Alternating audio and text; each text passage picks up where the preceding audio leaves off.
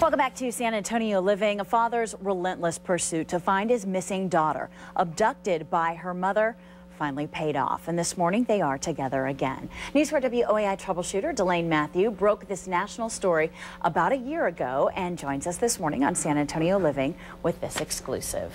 This one really got me. Oh, yeah. I got really attached to this family. 9-year-old Camille Kaufman spent the last year and a half in hiding. At times, she was forced to pretend to be a boy.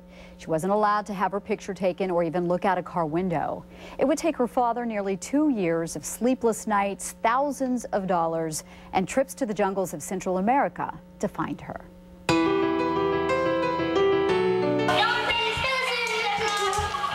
A very happy-go-lucky Camille Kaufman dancing around her little brother at their new home in Houston Christmas Eve. Well, it's been excellent, lots of fun, just good to kind of get to know her again.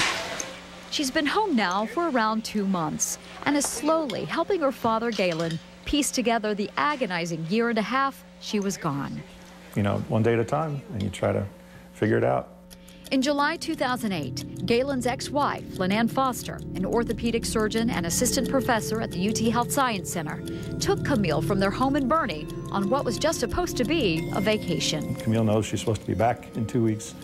They weren't coming back. They were very far away, obviously, because they've been traveling by bus mostly. And so Camille just kind of figured out, oh, we're not coming back. On July 7th, the two drove up to Burleson, spent the night with Lynanne's parents, who dropped them off at the airport the next day.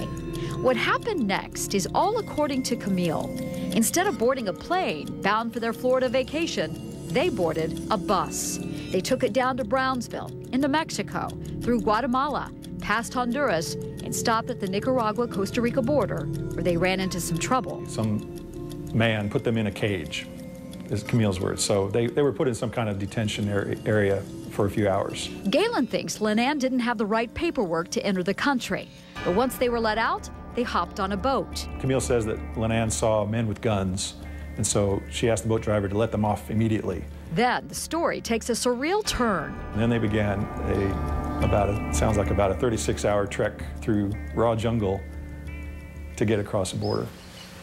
They had nothing but a compass, a backpack, and some water, which ran out fast. The next morning, they drank water by using clean socks to soak the dew off the grass, and drinking water because they'd run out, squeezing the socks.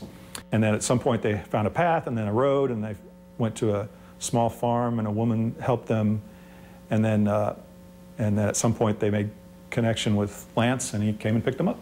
Lance, Dr. Lance Brower, Lynanne Foster's longtime boyfriend from Galveston, and the man the FBI wouldn't let us tell you about till now. He called me right when this was happening and lied to me and Lynanne's father directly, trying to throw us off the trail. Galen says Lance was very paranoid about the U.S. government, thinking they would start implanting electronic chips in kids.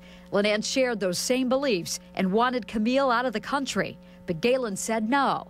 So Lynanne took her anyway. The tie to the boyfriend was what was huge. Kelly Riddle's the private investigator who helped find Camille.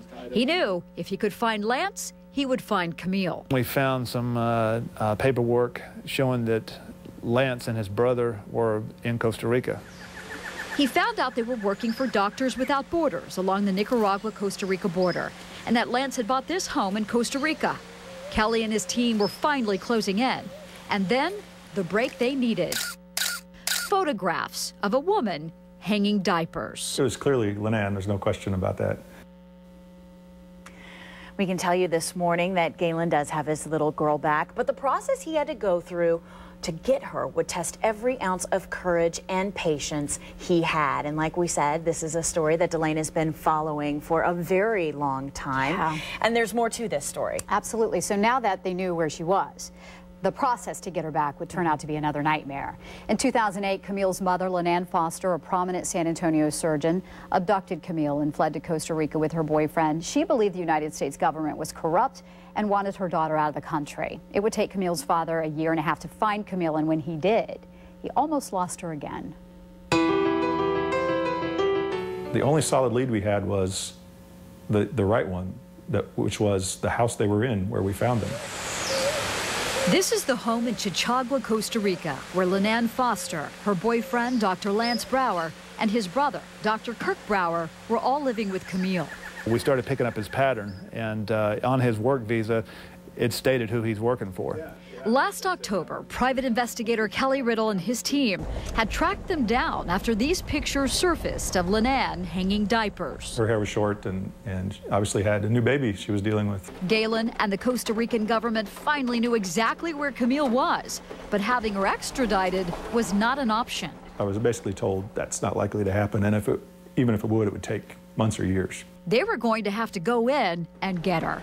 So on December 2nd, a team was assembled.